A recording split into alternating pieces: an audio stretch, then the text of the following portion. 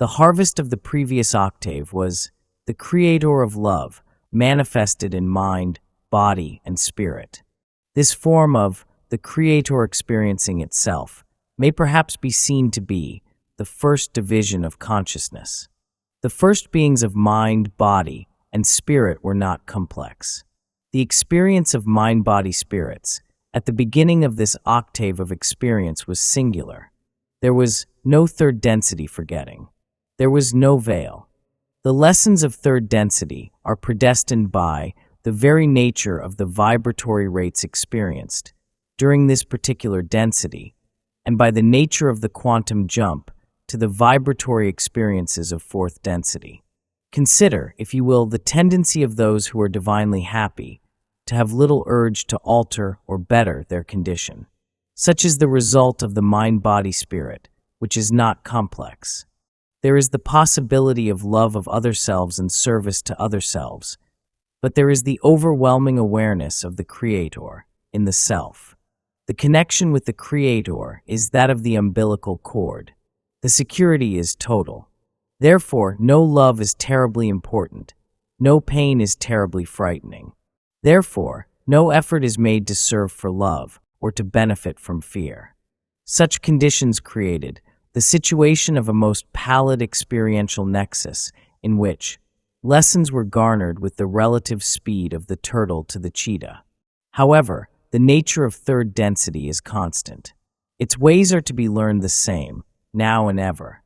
Thusly, no matter what form the entity, whether a mind-body-spirit or a mind-body-spirit complex facing these lessons, the lessons and mechanisms are the same. The Creator will learn from itself.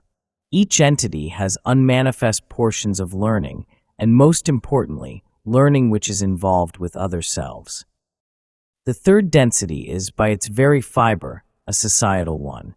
There are societies, wherever there are entities, conscious of the self and conscious of other selves, and possessed with intelligence, adequate to process information, indicating the benefits of communal blending of energies. The structures of society before, as after veiling, were various. However, the societies before veiling did not depend in any case upon the intentional enslavement of some for the benefit of others, this not being seen to be a possibility when all are seen as one. There was, however, the requisite amount of disharmony to produce various experiments in what we may call governmental or societal structures. There was no unconscious slavery, as we call this condition, at that period. At the present space-time, the condition of well-meant and unintentional slavery are so numerous that it beggars our ability to enumerate them. There is infinite diversity in societies, under any circumstances. There were many highly technologically advanced societies, which grew due to the ease of producing any desired result, when one dwells within what might be seen to be a state of constant potential inspiration, that which even the most highly sophisticated, in our terms, societal structure lacked was, given the non-complex nature of its entities, what we might call will, or, to use a more plebeian term, gusto, or elan vital. The difference betwixt mind-body-spirits and mind-body-spirit complexes is a forgetting within the deeper mind. Physical appearances and surface and instinctual activities are much the same. The body of a mind-body-spirit before veiling showed all the signs of aging, which acquaint us now with the process leading to the removal from third density incarnation of the mind-body-spirit complex. There has been that which is called disease, both venereal and others. However, since the venereal disease is in large part a function of the thought forms of a distorted nature, which are associated with sexual energy blockage, the venereal disease is almost entirely the product of mind-body-spirit complexes interaction after the veiling. Each portion of the body complex is in a state of growth at all times. The reversal of this is seen as disease and has the benign function of ending an incarnation at an appropriate space-time nexus. This was the nature of disease, including that which we call venereal. The source was as random as the nature of disease distortions are at heart in general. The patterns of illness, disease, and death are a benignant domain within the plan of incarnational experience. As such, some healing would occur by decision of mind-body spirits, and incarnations were experienced, with the normal ending of illness to death, accepted as such since without the veil, it is clear that the mind-body spirit continues. Thusly, the experiences, both good and bad, or joyful and sad, of the mind-body spirit before veiling would be pale, without vibrancy or the keen edge of interest, that such brings in the post-veiling mind-body spirit complex. The inchoate structure of the healing and review of the incarnation between physical incarnations was always in place, but where there has been no harm, there need be no healing. This, too, may be seen to have been of concern to Logoi, which were aware that, without the need to understand, understanding would forever be left undone. Each incarnation is intended to be a course in the Creator knowing itself. No portion of the Creator audits the course, to use our experiential terms. A review, or shall we say, to continue the metaphor, each test is an integral portion of the process of the Creator knowing itself. Each incarnation will end with such a test. This is so that the portion of the Creator may assimilate the experiences in yellow ray, physical third density, may evaluate the biases gained, and may then choose, either by means of automatically provided aid, or by the self, the conditions of the next incarnation. The nature of time-space is such that a lifetime may be seen whole, as a book or record, the pages studied, riffled through, and reread. However, the value of review is that of the testing, as opposed to the studying. At the testing, when the test is true, the distillations of all study are made clear. During the process of study, which we may call the incarnation, regardless of an entity's awareness of the process taking place, the material is diffused and over-attention is almost inevitably placed upon detail. Thus, the testing upon the cessation of the incarnative state is not that testing which involves the correct memorization of many details. This testing is rather the observing of self by self, often with aid, as we have said. In this observation, one sees the sum of all the detailed study, that being an attitude or complex of attitudes, which bias the consciousness of the mind-body spirit. Let us continue the metaphor of the schooling, but consider the scholar as being an entity in our younger years of the schooling process. The entity is fed, clothed, and protected, regardless of whether or not the schoolwork is accomplished. Therefore, the entity does not do the homework, but rather enjoys playtime, mealtime, and vacation. It is not until there is a reason to wish to excel that most entities will attempt to excel. There was little enough tendency for experience to polarize entities that entities repeated habitually the third density cycles many times over. The necessity for graduation to fourth density is an ability to use, welcome, and enjoy a certain intensity of the white light of the one infinite Creator. The measurement would be that of an entity walking up a set of our stairs, each of which was imbued with a certain quality of light. The stair upon which an entity stopped would be either third density light or fourth density light. Between the two stairs lies the threshold. To cross that threshold is difficult. There is resistance at the edge, shall we say, of each density. The faculty of faith, or will, needs to be understood, nourished, and developed in order to have an entity which seeks past the boundary of third density. Those entities which do not do their homework, be they ever so amiable, shall not cross. It was this situation which faced the Logoi prior to the veiling process being introduced into the experiential continuum of third density. The Logos is aware of the nature of the third density requirement for what we have called graduation. All the previous, if we would use this term, experiments, although resulting in many experiences, lacked what was considered the crucial ingredient, that is, polarization. It was desired that the potential for polarization be made more available. The logoi always conceived of themselves as offering free will to the sublogoi in their care. The sublogoi had freedom to experience and experiment with consciousness, the experiences of the body, and the illumination of the spirit. The first logos to instill what we now see as free will, in the full sense in its sublogoi, came to this creation due to contemplation in death of the concepts or possibilities of conceptualizations of what we have called the significators. The original significators may undifferentiatedly be termed the mind, the body, and the spirit. The logos posited the possibility of the mind, the body, and the spirit as being complex. In order for the significator to be what it is not, it then must be granted the free will of the creator.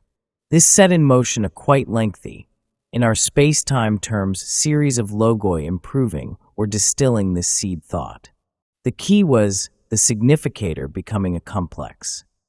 The mechanism of the veiling between the conscious and unconscious portions of the mind was a declaration that the mind was complex. This, in turn, caused the body and the spirit to become complex.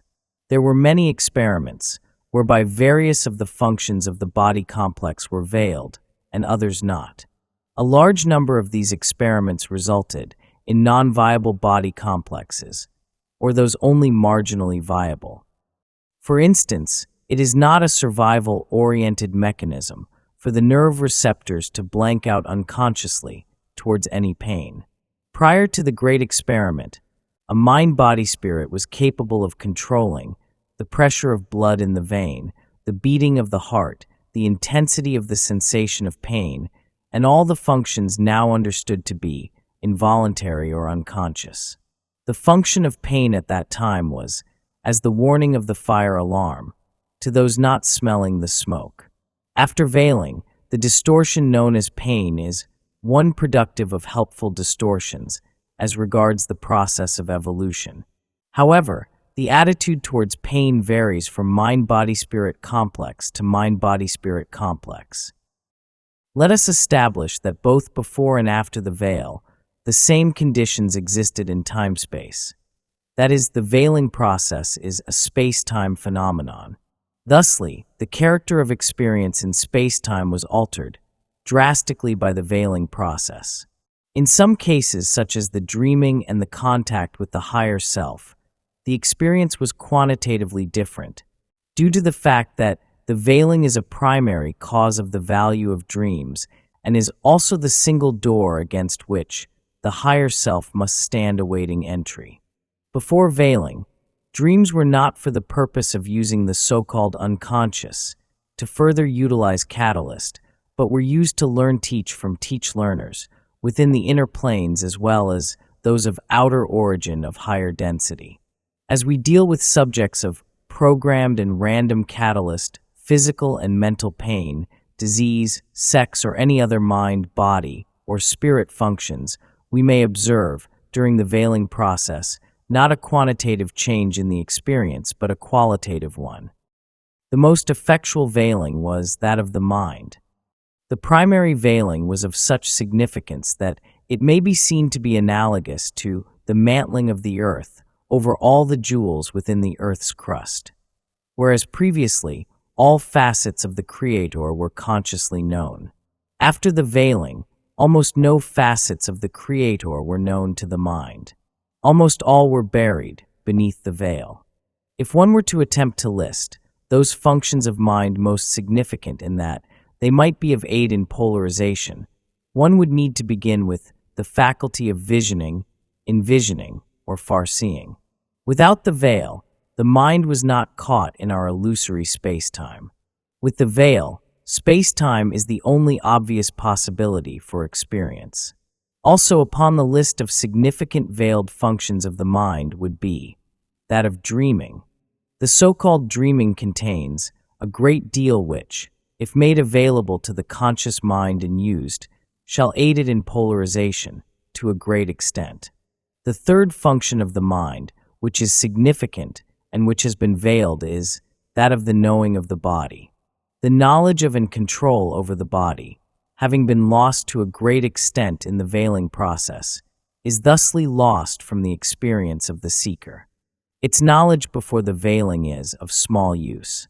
Its knowledge after the veiling, and in the face of what is now a dense illusion of separation of body complex from mind complex, is quite significant. The knowledge of the potentials of the physical vehicle before the veiling offered the mind-body-spirit a free range of choices with regard to activities and manifestations of the body, but offered little in the way of the development of polarity. When the knowledge of these potentials and functions of the physical vehicle is shrouded from the conscious mind complex, the mind-body-spirit complex is often nearly without knowledge of how to best manifest its beingness. However, this state of lack of knowledge offers an opportunity for a desire to grow within the mind complex. This desire is that which seeks to know the possibilities of the body complex. The ramifications of each possibility and the eventual biases thusly built have within them a force which can only be generated by such desire or will to know. Perhaps the most important and significant function that occurred due to the veiling of the mind from itself is not in itself a function of mind, but rather is a product of the potential created by this veiling. This is the faculty of will, or pure desire. It was discovered, experientially and empirically, that there were as many ways to penetrate the veil as the imagination of mind-body-spirit complexes could provide. There were none of these planned by the first great experiment. As all experiments, this rested upon the nakedness of hypothesis. The outcome was unknown.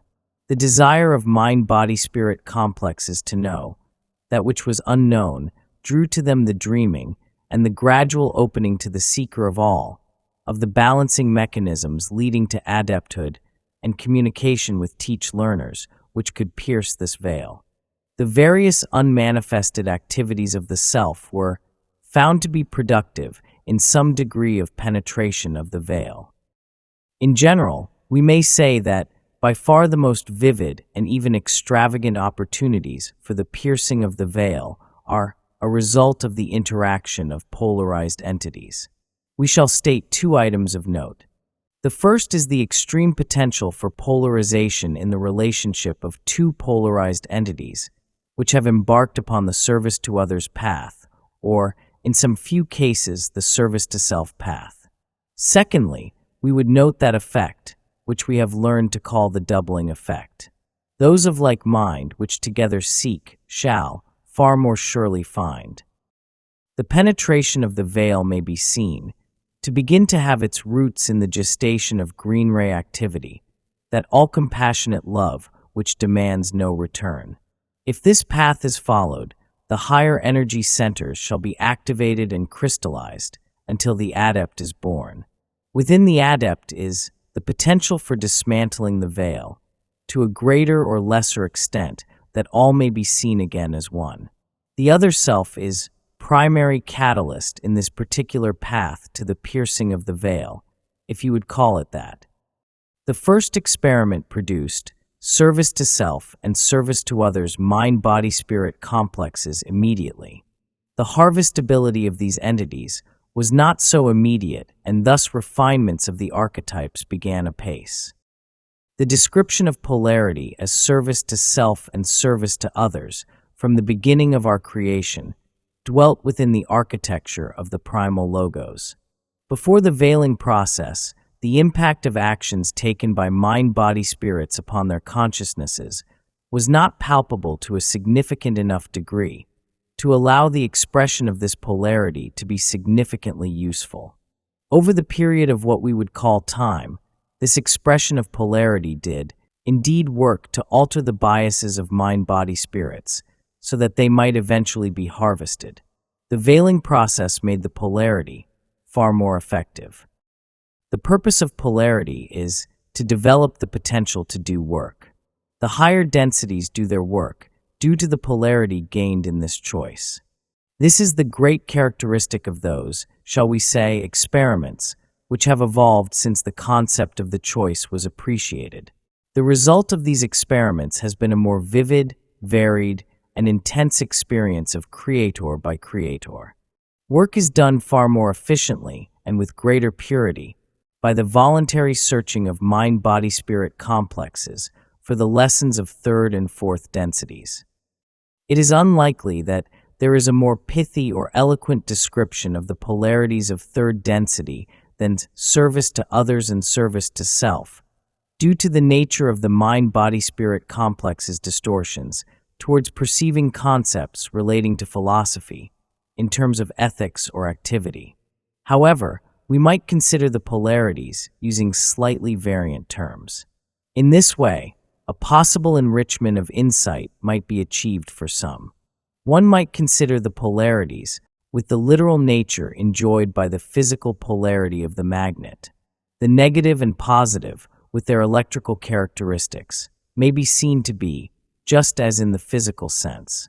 It is to be noted in this context that it is quite impossible to judge the polarity of an act or an entity, just as it is impossible to judge the relative goodness of the negative and positive poles of the magnet. Another method of viewing polarities might involve the concept of radiation, absorption. That which is positive is radiant, that which is negative is absorbent. The polarities are both dependent upon a limited viewpoint. However, the negative polarity depends more heavily upon the illusory separation betwixt the self and all other mind-body-spirit complexes.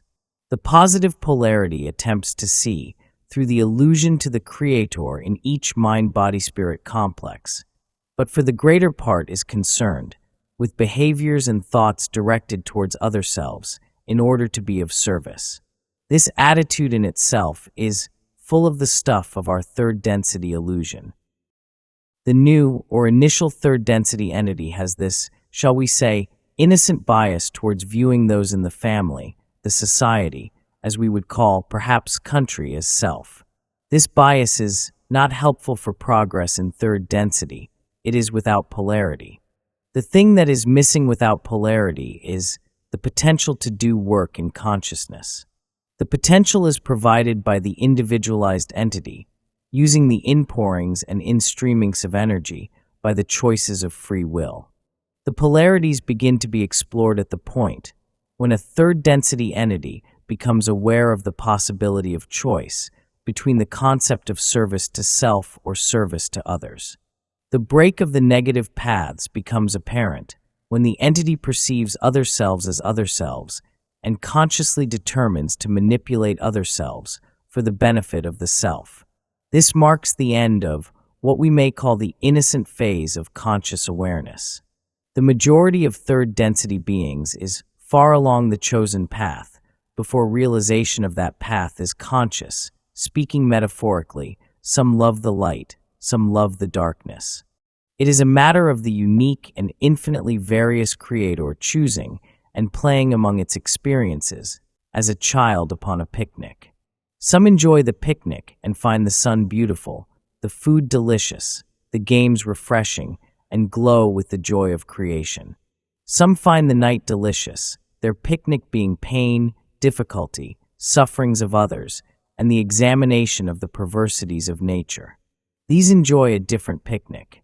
All these experiences are available. It is the free will of each entity which chooses the form of play, the form of pleasure. The polarization or choosing of each mind-body-spirit is necessary for harvestability from third density. If the entity attains 51% service to others, the harvesting is to be for the positive fourth dimensional level. The entity who wishes to pursue the path of service to self must attain a grade of 5, that is 5% service to others, 95% service to self. It must approach totality. The negative path is quite difficult to attain harvestability upon and requires great dedication. This is due to a distortion of the law of one, which indicates that the gateway to intelligent infinity be a gateway at the end of a straight and narrow path, as we may call it.